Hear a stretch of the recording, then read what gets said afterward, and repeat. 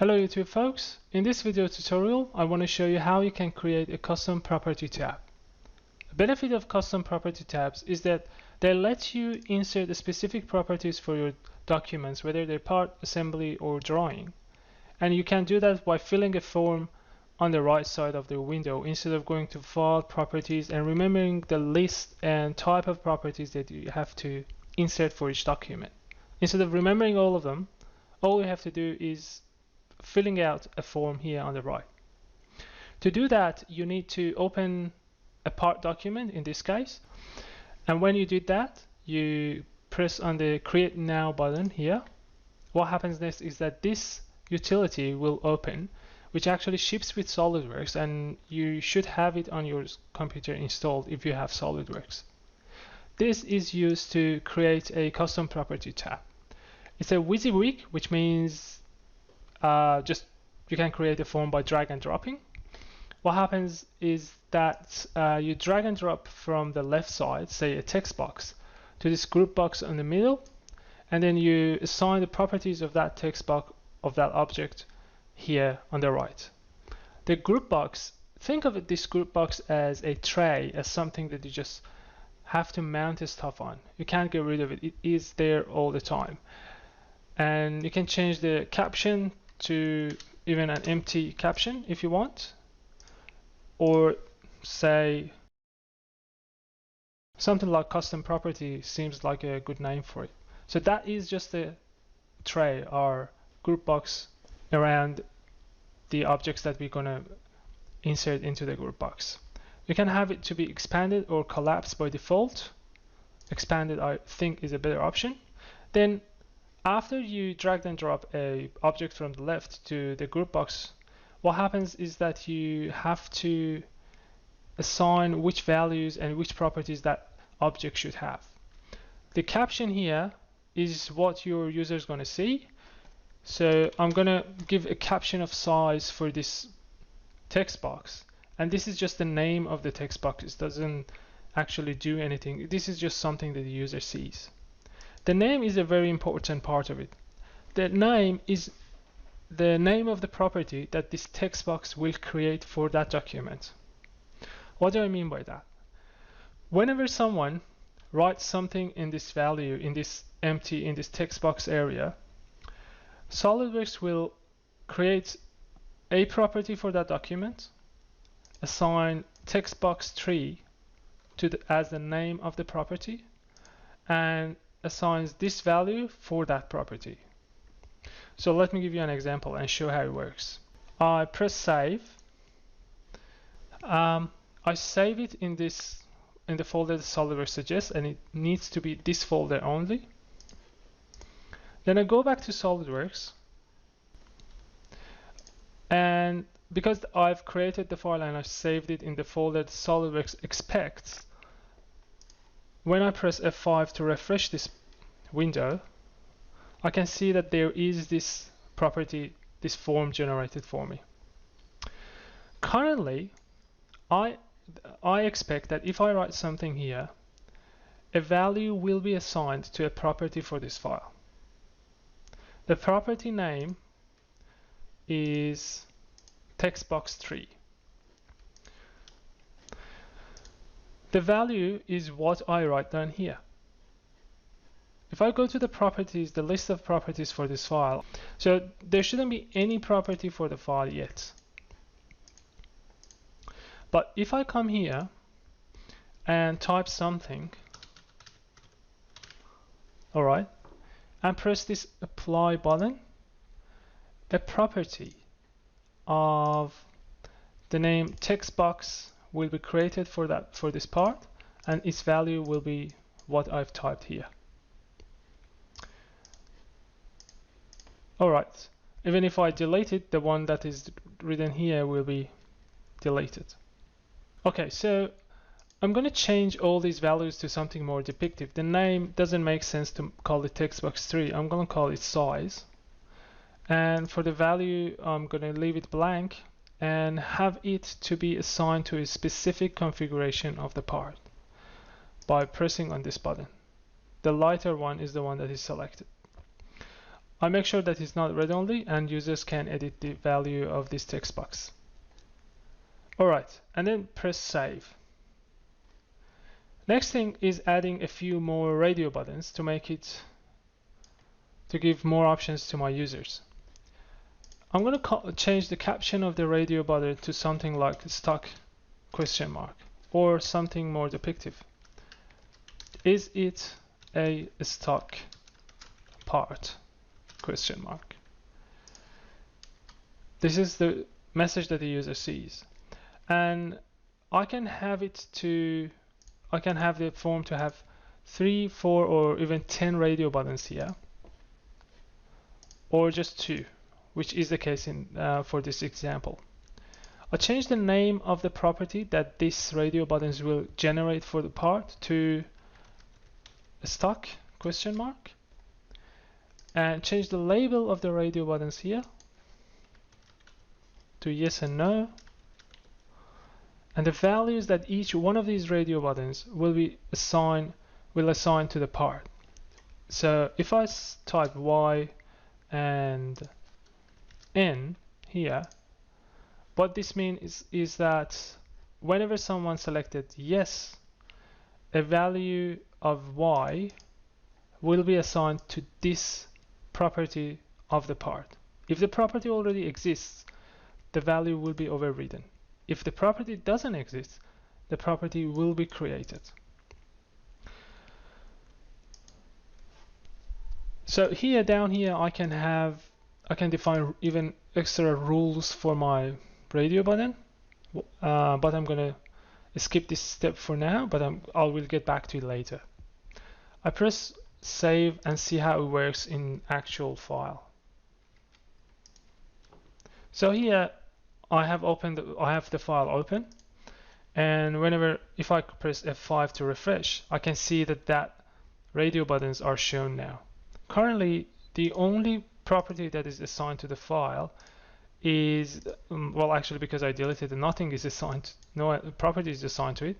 But if I fill this form, properties will be assigned to the form. So for the size, I'm going to choose this value from the graphics area, and then times the length of the shaft. As you can see, I just just select the stuff from the graphics area, and then they will be assigned and will be picked to in the text box. Then I press apply, and that means if the size property is created for the file. And another one called is a stock part as well. So I go here, properties, and I can see a property of the name stock ? is assigned, and its value is Y. The same happens for the size.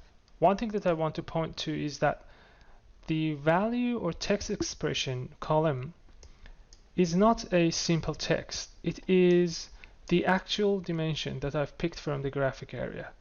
That means if I change the size of the shaft in the graphic area, these values will be updated automatically, which I will show you how it works later in this video.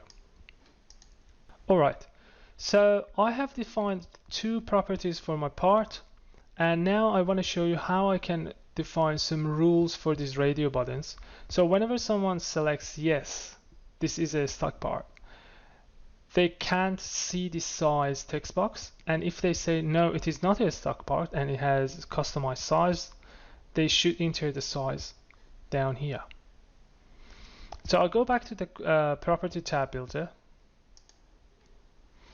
and here all I do is that I select on the no button, alright, and then come to this area to my group box and select this size text box.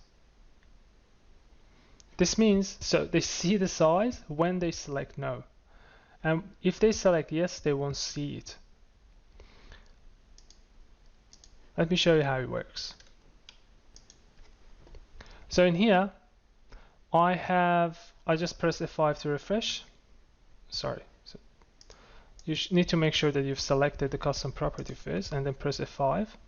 And because yes is selected, no one sees that size text box. when someone selects no, they see the size text box. So the benefit of that is that users or designers, they just look at this form and they see type of information that they have to enter for that specific part. That means they're not going to miss any information. Alright, so next step is demonstrating how we can insert a list down here that designers can use to pick up part numbers from for a specific part. Okay, to assign a list to your property tab, you need to drag a list from the left and drop it to your group box in the middle. The caption is going to be whatever you want. What I want is that users pick up part numbers from the list. So I'm going to change the caption to part numbers.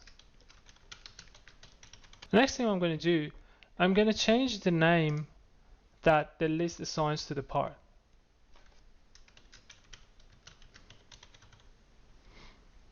Then the type is going to be either a list, text file, or Excel.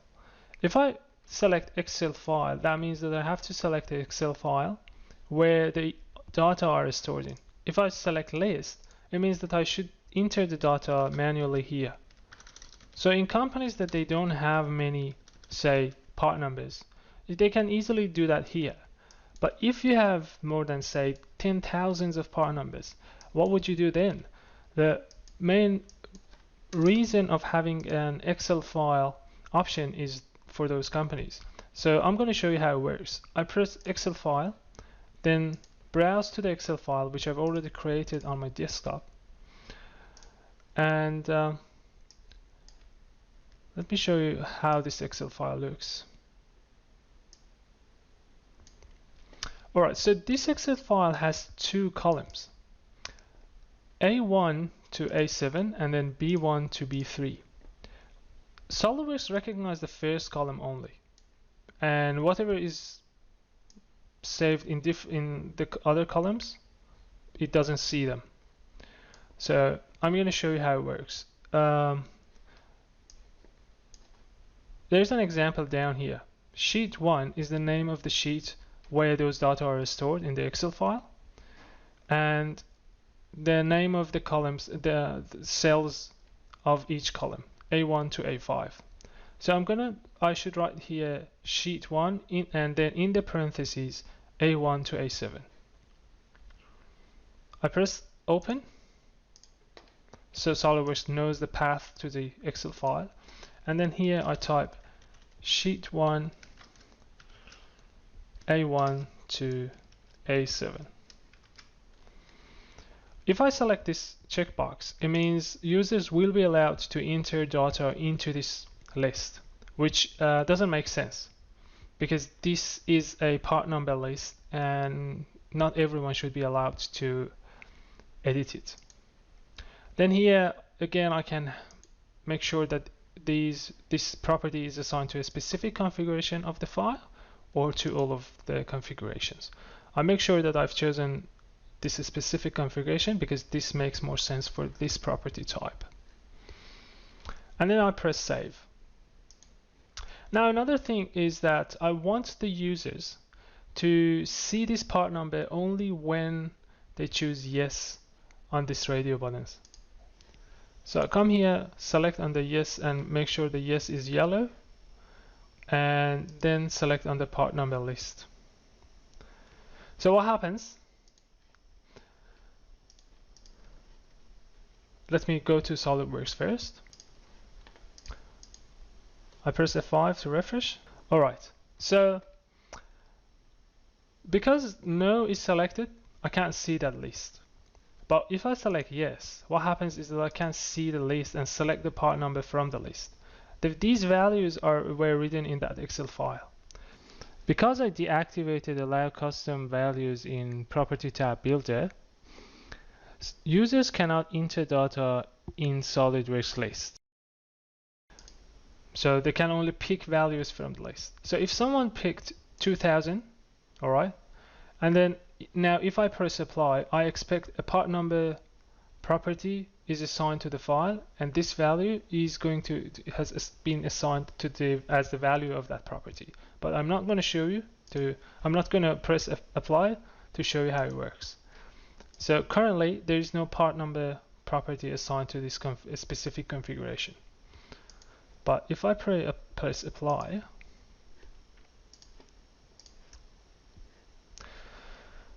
although the stock value is changed to Y because Y is selected here, and a part number property is assigned to this configuration.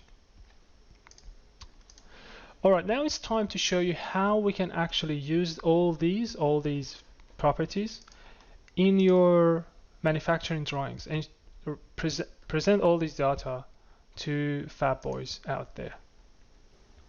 So I've already created a drawing from an assembly where this shaft is used in. Now I'm going to create a bill of material for this assembly. I'll use a standard bill of material and insert it here. This shaft has two custom properties that I want to somehow enter into my bill of material: stock, size, and part number. Three properties. Okay, first thing before I actually show you how you should insert all of those properties into your bill of material is pointing to the fact that on the right here you can see that I don't see my property tab. That is because even if I press F5 to refresh, that is because each property tab should be defined for that specific document type. So if you define a property for part documents, it's going to be shown in part documents only. If you want to see one in your drawing documents, you need to create now, press on this create now, and create another one. Alright, so that's it. I'm going to hide the task pane.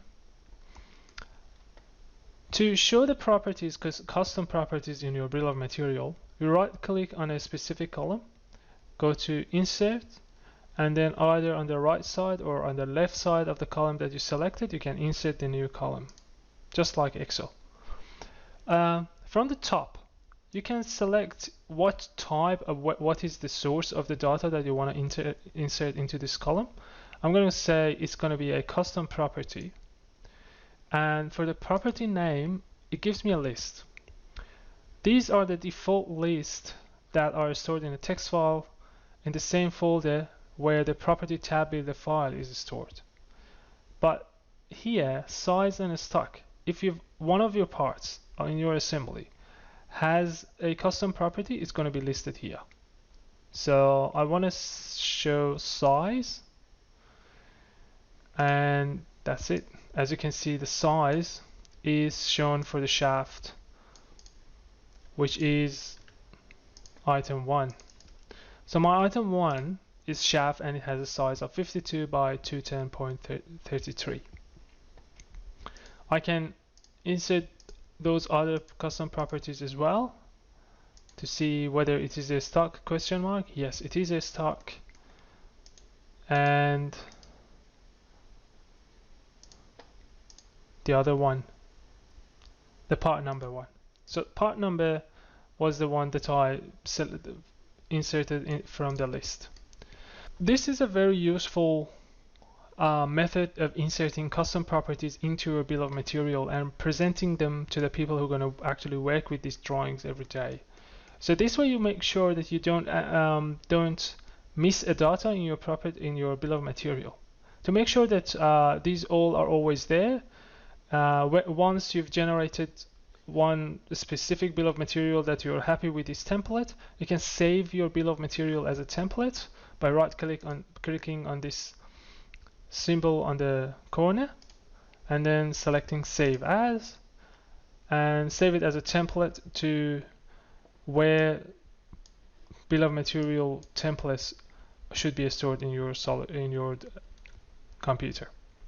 Once you've done that, next time that you wanted to insert a template to your Solidworks, we just browse to that template and select that template from the list, and all these columns are already there for your assembly. One of the things that I mentioned earlier was that if you change the size of the shaft. Alright, imagine that this was no, so I could see the size. Because these 210.33 and 52 are not text that I've inserted via my keyboard, and I've selected them from the graphic area. First thing is that when I select on them, I can see that I can't edit them. Then second is that if I change the dimensions here and add, say, 50 to this dimension, I expect the 210 be 260 after I press enter. So then I receive a message that says some properties in the property have changed. Do you want to save them? I say yes, I want to save them, and you can see that 210 changed to 260 here. So I didn't actually come here and just enter the data, it just got updated by itself. Now if I go back to my bill of material, I can see that the size is updated here as well. So it's very handy to use property tabs in your documents. Then another thing that you might have noticed is how I just make it be shown and make it disappear without moving my mouse over here and selecting on task pane. I'm using a hotkey which is Ctrl F1 by default, or you can change it if you want by going to your Solidworks options and define a specific hotkey for this task. The one that I'm using is, because I'm right-handed, is Shift plus D, which is very handy. The next thing that I need to teach you how to work with, just to make sure that this tutorial is quite complete, is that I mentioned that the files that are used for these property tabs are stored in a hidden folder in your Windows, and that hidden folder is program data. Program data is a hidden folder, and to see it in your Windows Explorer, you need to go to File, change Folder and Search Options, View, and make sure that your hidden folders and files are shown. Alright, so that was it. I hope you enjoyed it. And if you did, press that like button and subscribe for more videos. Thank you so much for your time.